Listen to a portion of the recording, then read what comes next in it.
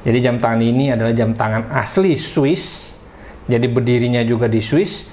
Kemudian jam tangan ini bikin in-house movement. Dan hebatnya lagi adalah jam tangan ini independen. Kenapa gue bilang berdiri sendiri itu hebat? Karena nggak banyak merek jam tangan yang bisa menjadi perusahaan merek sendiri.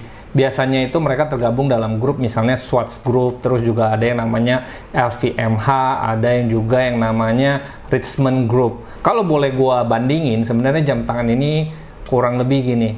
Kalau di Jepang ada Seiko, di Swiss itu ada Rolex. Kalau di Jepang ada Orient, jam tangan ini adalah Orientnya Swiss. Jadi ada Oris di Swiss. Nah, Oris ini menurut gua hebatnya adalah mereka bikin in-house movement yang saingan dia Hamilton itu bikin movement dari ETA Group yang sebenarnya masih dalam grupnya Swatch Group. Jadi jam tangan ini berdirinya tahun 1904, tepatnya 1 Juni. Jadi ini artinya Oris ini lahir 1 tahun lebih dulu dibanding Rolex.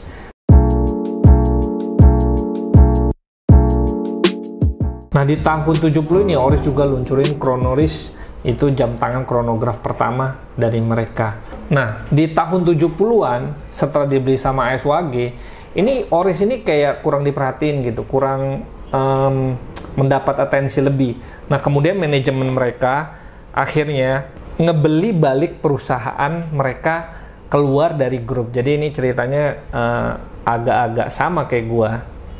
Jadi gue ngebeli satu perusahaan untuk keluar dari grup yang lebih besar. Nah, kalau ini si Oris dari 2 orang tadi, si Herzog sama si Rolf Portman, sama manajemen mereka akhirnya sepakat, udahlah gue beli balik lagi lah, daripada lo tutup terus penjualan menurun gak laku, udah biar gue take over sendiri. Terus akhirnya gue mutusin kalau misalnya gue nggak mau bikin jam tangan quartz, gue mau bikinnya khusus manual. Tapi menariknya gini, pada tahun 70-an ini si Herzog ini sering banget ke Jepang untuk lihat market di Jepang. Apa sih perkembangan jam tangan pada saat itu di Jepang? Karena Jepang pada saat itu bikin apa-apa booming, bikin jam booming, terus bikin TV, bikin apa. Ini adalah trendsetternya dunia. Dia ke Jepang, tapi dia lama-lama dia lihat juga, kok walaupun orang bikin jam tangan quartz, kok di Jepang ini mulai banyak orang suka jam tangan yang manual, yang mekanikal. Nah, itu juga sebenarnya alasan kenapa dia berani beli balik. Karena dia ngeliat sebenarnya, oh nanti trennya ini bakal balik lagi nih ke dunia mekanikal. Karena yang dihargai itu beda. Kalau misalnya quartz itu ada ketepatan, kalau mekanikal ini adalah seninya, teknologinya, terus juga emosinya. Nah, akhirnya diam-diam ini dia memutuskan kayaknya masih ada harapan nih buat Oris. Akhirnya dia beli balik dah merek Oris itu. Nah, akhirnya dia mutusin kalau Oris tetap bikin jam tangan movement, tapi harus unik. Terus yang ngebedain adalah harganya terjangkau. Karena pada saat kena quartz crisis, yang hidup itu adalah jam tangan mechanical yang beralih ke merek-merek menjadi brand yang mahal buat ngebedain sama jam tangan quartz. Tapi dia mau di tengah-tengah. Jadi walaupun mechanical tetap masih terjangkau. Nah, akhirnya dikenalin lah yang namanya kembali itu pointer kalender sebagai ciri khas daripada si Oris ini. Nah, ini bisa dibilang movement yang nyelamatin si Oris, karena waktu itu nggak banyak jam tangan yang pakai jarum buat nunjukin tanggal. Nah, Oris termasuk yang tetap konsisten pakai itu dan akhirnya malah menjadi ciri khasnya mereka. Tahun 1988 Oris ngeluncurin jam tangan pertama mereka yang ada alarmnya. Tahun 1990 sampai 2009, Oris ini banyak banget ngeluarin inovasi buat movement jam tangan. Slogan mereka adalah High Mech. Jadi kayak high tech, tapi ini high mech, jadi high mechanical. Jadi maksudnya mereka mau bikin jam tangan mechanical yang dengan kualitas tinggi dan harganya terjangkau. Dan buat ngebedain juga bahwa mereka cuma mau bikin jam tangan mechanical. Jadi ini benar-benar kalau istilahnya marketing itu diferensiasi lah. Jadi dia benar-benar ngebedain, gue nggak mau bikin jam tangan quartz, gue adalah merek khusus yang bikin jam tangan mechanical. Mungkin itu juga maksudnya. Tahun 1990 dikeluarin jam tangan player watch. Nah, kalau lo ingat ini adalah masa Piala Dunia di Italia. Nah, jam tangan ini unik banget. Kalau lo lihat jam tangan ini, bentuknya ini ada kayak di dialnya itu kayak ada sudut corner kick. Terus juga ada 4 sub dial. Terus sub dialnya itu ada 2 yang nunjukin goal. Terus ada yang jumlah fall sama jumlah corner. Nah, jam tangan ini lucu dan kayaknya sih kagak laku karena nih jam tangan kayaknya cocoknya tuh buat wasit atau mungkin lu suka taruhan sepak bola, jadi lu pakai jam tangan ini buat catat gitu loh. Udah ada berapa gol, ada berapa foul, terus ada berapa corner. Ini salah satu jam tangan yang aneh sih. Kemudian tahun 91 akhirnya mereka ngeluarin jam tangan kaliber 581 yang sangat sukses di pasaran. Ini adalah movement yang paling canggih yang pernah dikeluarin sama Oris pada saat itu, karena ada moon phase-nya, terus juga sepenuhnya ini di develop in-house sama ahli-ahli jam tangannya mereka sendiri. Tahun 1996, nah ini mungkin yang ngebedain jam tangan Oris dengan jam tangan lain. Kalau yang lain bikin jam tangan dengan konsep sport, dive, otomotif, dia bikin acara jazz loh. Jadi bikin Oris Jazz Festival. Jadi mungkin bosnya itu suka sama jazz, jadi mereka mulai mendekatkan diri ke dunia musik, khususnya jazz pada saat itu. Nggak cuman itu, Oris juga bikin jam tangan yang namanya Andy Shepard. Jadi ini adalah pemain saksofon di Inggris yang gue yakin lu kagak tahu. Gue juga kagak tahu karena gue juga apalagi pemain saksofon, tapi intinya itulah. Di tahun 1997 Oris ngeluncurin War Timer. Jadi ini adalah jam tangan pertama di dunia dan movementnya ini dipatenkan karena ini unik. Yang ngebedain adalah dia ada 2 time. Jadi sebenarnya kayak GMT doang, jadi bukan War Timer. Yang ngebedain adalah jam tangan ini settingnya ada 2 tombol di arah jam 8 sama jam 4. Nah, jadi jamnya ini loncat bisa mundur ke belakang atau maju ke depan. Biasanya kan kalau lu setting kan lu puter. Nah, ini dipencet. Kemudian 1999 dibikinlah Big Crown 3, kali ini nggak pakai pointer kalender tapi sudah pakai date window. 2001 lebih serius lagi sama dunia jazz, Oris bikin jam yang namanya Miles Davis, itu musisi terkenal abad 20 yang gue yakin juga lu pasti kagak tahu karena gue juga nggak tahu. Di tahun 2001 juga mereka bikin jam tangan yang temanya itu sport, masuk mereka ke dunia otomotif dengan nama TT1. Nah, rubbernya ini khususnya dibikin menyerupai pola dari bannya F1. Tahun 2002 itu tahun yang penting banget buat Oris karena di tahun ini mereka ngedaftarin paten mereka dengan rotor warna merah. Jadi jam tangan ini juga rotornya warna merah. Jadi setelah tahun tersebut rotor warna merah ini menjadi ciri khas daripada jam tangannya Oris. Nah, rotor warna merah ini menjadi ciri khas mereka. Mereka juga mau menjadikan itu simbol kalau misalnya mereka mau bikin movement sendiri dengan kualitas bagus tapi harganya terjangkau.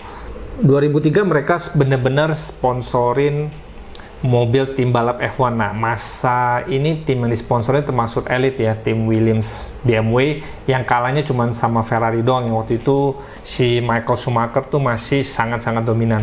Sejak saat itulah si Oris ini terpacu banget bikin jam tangan yang ada kaitannya sama F1. Di tahun 2003 mereka keluarin jam tangan namanya Timeless Classic. Ini jam tangan yang simple banget, ada date-nya. Gue pribadi nggak terlalu suka sama braceletnya, terlalu rame menurut gue. Jadi ini adalah koleksi Atelier, jadi kayak klasiknya mereka. Di tahun 2004 Oris ngedevelop Quick Lock Crown. Jadi crownnya itu nggak putarnya kebanyakan, jadi dia cuma diputer sebanyak 120 derajat, terus dia juga udah bisa aman gitu. Tahun 2004 Oris ngerayain 100 tahun. Mereka ngeluncurin Oris Centennial Set yang isinya jam itu ada 8 days clock, jadi ada wakernya sama jam tangan. Jadi ini terbatas, cuma diproduksi sejumlah 1904. Tahun 2006 dia sponsorin tim Williams dengan drivernya namanya Nico Rosberg. Nah, Nico Rosberg ini pesaingnya si Michael Schumacher, terus juga Hamilton pada saat itu. Hamilton pembalap ya. Tahun 2006 dia sponsorin penyelaman laut dalam dengan nafas sekali doang, terus naik lagi. Itu kerjasama sama Carlos Coste di Venezuela. Jadi dia turun sebanyak 140 meter, terus naik lagi cuman satu kali tarikan napas. 2008 bikin vertical crown, jadi crownnya itu vertikal.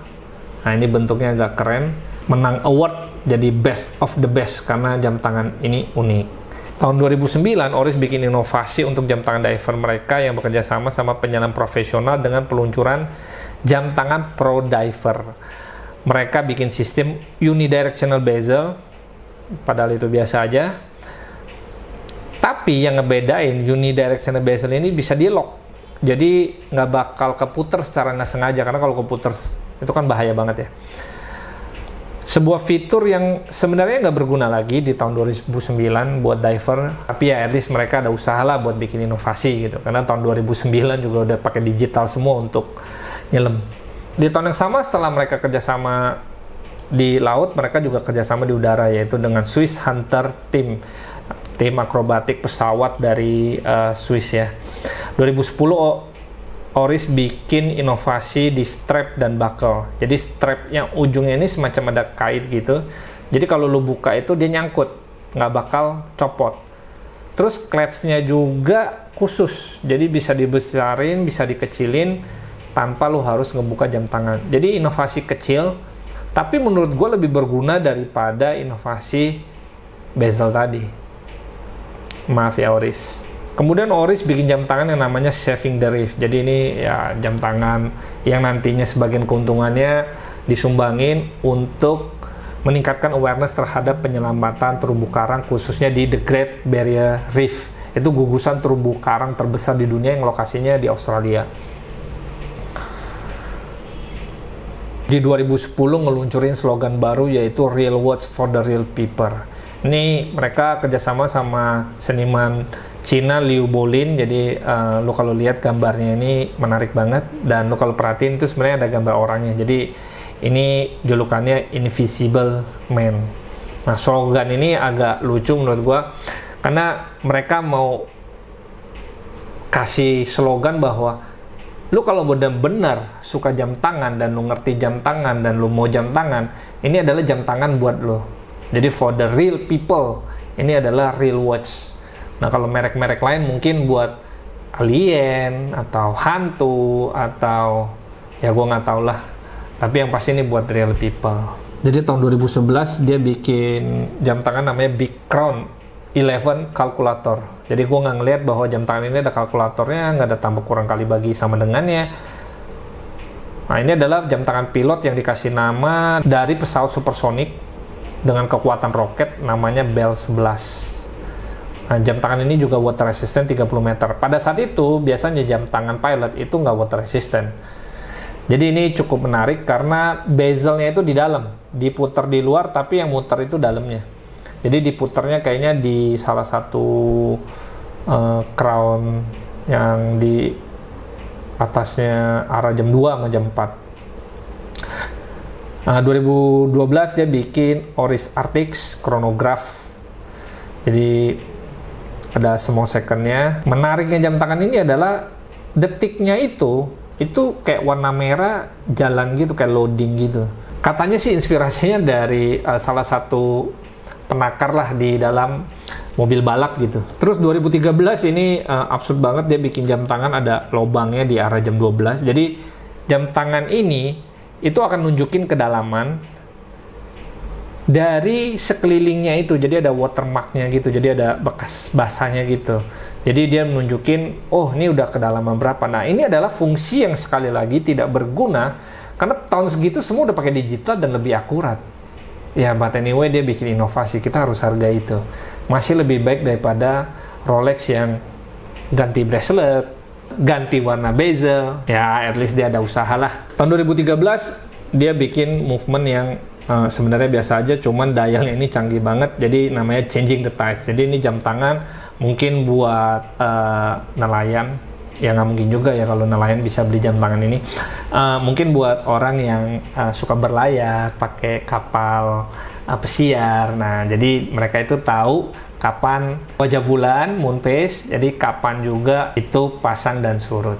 Tahun 2014, Oris 110 tahun, dia bikin in-house develop, jadi benar-benar 100% mereka bangun sendiri, namanya Caliber 110. Jadi ini adalah manual movement yang hand-wound, yang diputar pakai tangan. Yang uniknya adalah dia punya 10-day power reserve, terus non-linear power indication. Gerakannya ini sangat efisien. Nah, uniknya adalah non-linear ini adalah kalau barnya itu makin sedikit, power reserve-nya barnya itu makin gede.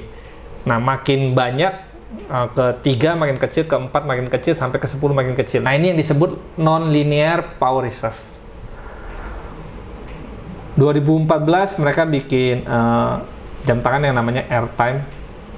Jadi setelah 75 tahun bikin, mereka bikin jam tangan pilot mereka yang paling inovatif, namanya The Oris Big Crown Pro Pilot Altimeter, the world first mechanical automatic watch yang ada altimeternya. Nah, sekali lagi nih nunjukin bahwa Oris tuh suka bikin inovasi yang sebetulnya nggak berguna tapi canggih, karena ini adalah altimeter yang dari jam tangan mekanik, bukan digital.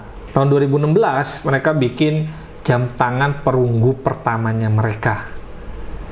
Ini untuk mengingat hidup dari Carl Besser, itu tentara Navy dari Amerika. Nah, di tahun 2016 ada pergantian manajemen, petingginya itu dipegang sama Rolf Studer sama Claudine Gesteser Herzog. Jadi ini anaknya. Tahun 2017 mereka bikin movement kaliber 113 yang sebenarnya dibangun sama sih seperti 110, 111, 112. Itulah kenapa mereka bisa cost efektif, karena sebenarnya movement mereka itu dibangun dari movement sebelumnya. Tahun 2018 dia bikin Big Crown Pro Pilot kaliber 114. Jadi ada 10 day power reserve. Oris juga tetap bikin non-linear power reserve indicator sebagai ciri khas mereka. Kemudian ditambah lagi untuk pertama kalinya mereka bikin 24 jam detik dengan indikasi per setengah jam. Jadi jamnya itu satu kali putaran itu 24 jam, terus ada setengah jam. Nah, ini adalah movement yang nggak ada di movement mechanical merek jam tangan apapun. Nah, ini cukup menarik. Tahun 2019 mereka bikin jam tangan yang namanya Under Pressure. Jadi jam tangan ini limited edition, terus juga warnanya hitam semua, lapisan DLC. Nah, uniknya nih, ini walaupun jam tangan diver, ini ada chronografnya. Tahun 2019 juga mereka keluarin jam tangan ini. Jadi kalau menurut gua, Oris ini adalah jam tangan yang punya kualitas Swiss, tapi harganya sangat terjangkau. Cuman belasan juta doang. Tapi punya kualitas yang nggak kalah sama merek-merek premium lainnya, merek-merek mewah lainnya. Jadi kalau lu nggak terlalu peduli sama merek, tapi lu peduli sama kualitas, lu peduli sama movement, sama inovasi, punya sejarah yang bagus, nggak perlu gengsi, dan lu itu adalah real people, ini adalah jam tangan yang menurut gue cocok buat lu, karena harganya masih oke lah, masih belasan juta. Ini juga face to face sama Hamilton, jadi lu bisa pertimbangin lu mau Hamilton atau ini. Tapi menurut gue ini sangat-sangat layak buat lu pertimbangkan. Udah, sekian aja sejarah mengenai Oris. Semoga kalian terhibur, juga jadi lebih terbuka wawasan bahwa oh ternyata ada jam tangan Swiss yang terjangkau, terus kualitasnya bagus, bikin movement sendiri, terus juga perusahaannya berdiri sendiri. Nah, ini mungkin jam tangan yang buat kalian. Oke, terima kasih. Silahkan subscribe dan jangan lupa nonton video-video gue yang lain.